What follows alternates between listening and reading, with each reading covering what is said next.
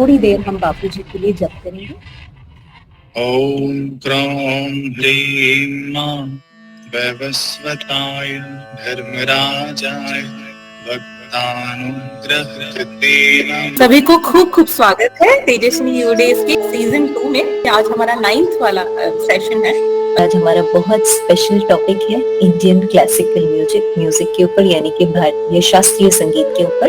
और हमारे साथ बहुत स्पेशल गेस्ट जुड़े हैं जिनसे हम थोड़ी देर में कनेक्ट करेंगे। रागिनियों के भिन्न भिन्न मेल से 72,000 नारियों के रोग शोक दूर होकर मनुष्य स्वस्थ, सुखी और संपन्न जीवन जी सकता है। ऐसा शास्त्रीय संगीत में रस छुपा है। राग गोपाली आंतों की कमजोरियों को दूर कर देता है। दिव्य प्रेरणा प्रकाश जो और एक बापूजी की आज्ञा थी स्पेशली इन सेशंस के लिए, वासना को भड़काने वाले नग्न व अश्लील पोस्टरों एवं चित्रों को देखने का आकर्षण छोड़ो। अश्लील शायरी और गाने भी जहां गाए जाते हों वहां न रुको। और ये सबका अनुभव है, सबका अनुभव है। म्यूजिक में इतनी ताकत होती है, संगीत में, कि आपकी थॉट प्रोसेस को तुरंत चेंज कर देता है। हमारे बहुत ही स्पेशल गेस्ट, जैसे हम आपको बता रहे थे, स्पेशल गेस्ट क्यों? हमारे सारे गेस्ट जो आए हुए हैं बस सब स्पेशल ही हैं, लेकिन दीदी स्पेशल क्यों होते हैं? एक, इंडियन क्लासिकल म्यूजिक में दीदी का एक डॉक्टरेट डिग्री है, तो डॉक्टर दीपिका वर्मा, ठीक है। और दूसरा, दीदी 24 साल से गुरुजी से दीक्षित है। संगीत सुनते हैं हम, बट संगीत क्या है, संगीत के कितने प्रकार हैं, एवं भारत में संगीत की परंपरा कहाँ से चली आ रही है?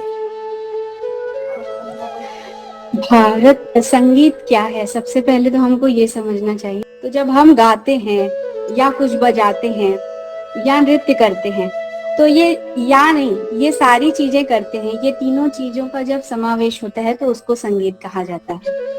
अब संगीत का प्रकार अगर देखा जाए तो पहला तो ये कि भारत में संगीत की परंपरा वैदिक काल से, वेदों से चली आ रही। भारतीय संगीत में 2 प्रकार की संगीत देखा गया है। पहला तो एक शास्त्रीय संगीत होता है, दूसरा लोक संगीत होता है।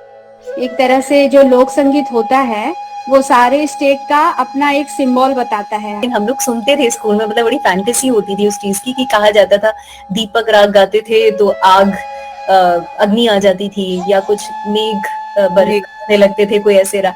आप थोड़ा सा अगर कुछ हैंडी है तो आप बता सकते हैं कि किस राग से, प्रकृति में, मतलब बेसिकली आप प्रकृति को भी हिला सकते हैं राग से। जितने भी राग होते हैं, बहुत राग रागनियां होती हैं, तो उन सभी की प्रकृति होती है। जो भी राग है, कोई भी राग ऐसा नहीं होता जिसकी प्रकृति है। जैसे कि हम कहते हैं ना कि ये कैसे टाइप की है, टाइप्स, जैसा प्रकृति, नेचर, हर राग का एक नेचर होता है। तो वो डिपेंड करता है कि वो प्रकृति उनके स्वरों पे डिपेंड करता है।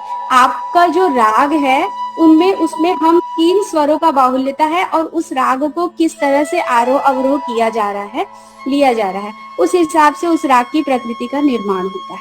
एक बार कला संस्कृति विभाग का आए थे बड़े आर्टिस्ट, ए ग्रेड आर्टिस्ट आए थे, तो उनके साथ में मेरे को तानपुरा बजाने के लिए कहा गया था। तो उस दिन भी पहले तो धूप निकला हुआ था जब हम गए, तो फिर जैसे ही राग चालू हुआ, बस बीच राग का एक विलंबित लय हुआ, फिर मध्य लय जैसा हुआ, बहुत अच्छे से बारिश हुआ। तो ये तो होता है, ये एकदम देखा गया है, ये बिल्कुल दीदी मतलब थ्योरी नहीं है, ये वाकई में आपने प्रैक्टिकली भी एक्सपीरियंस किया है। जो हम पढ़ते हैं, सुनते हैं, ये रागों का अपना प्रभाव होती है सीजन से।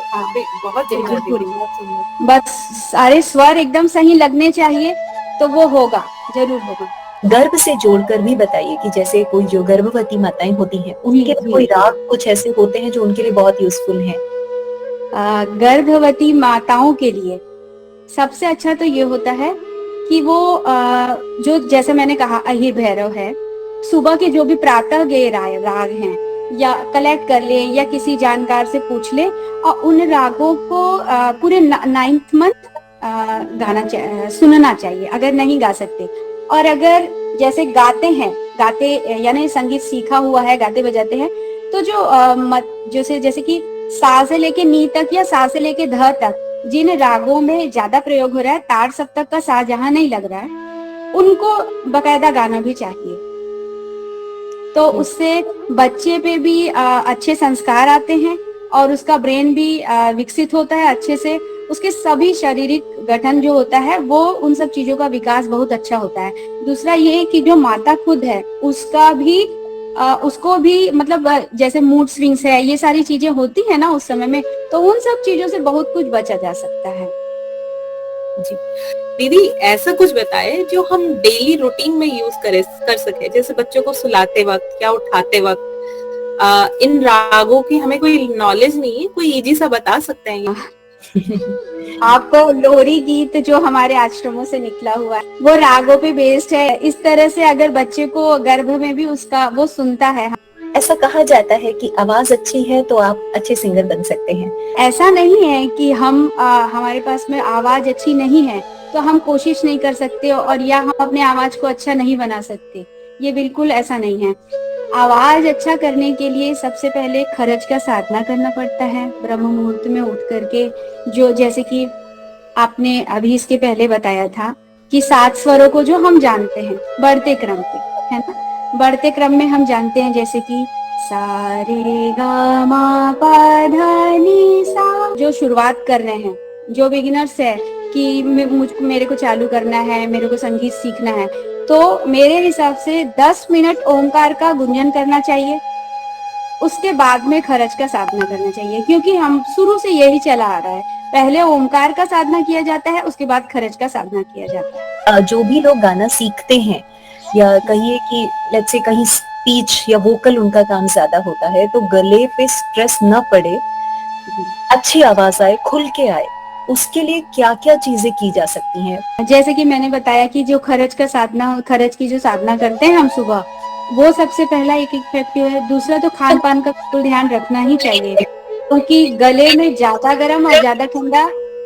थोड़ा सा तकलीफ करता ही है। एक्सरसाइज जो बापूजी हम लोगों को बताते हैं, ओमकार का गुंजन, दूसरा भ्रामरी प्राणायाम और जो डंक विद्या है वो बहुत अच्छा। ऐसी अच्छे नए विषय जिनके बारे में कभी बात नहीं होती है और इतने अच्छे गेस्ट स्पीकर्स के साथ में हम आगे के सेशंस में भी आएंगे। पूर्णाहुति कर लेते, सभी से अनुरोध है, हाथ जोड़ लेंगे। ओम तम नमामि हरिम परम, ओम तम नमामि हरिम परम, ओम तम नमामि गुरुम परम, ओम हरये नमः, ओम हरये नमः, ओम हरये नमः। ओम सहना भवतु, सहनो भुनक्तु, सह वीर्यं कर्वावहे, तेजस्विनावधीतमस्तु मा विद्विषावहे। ओम शांति शांति शांति।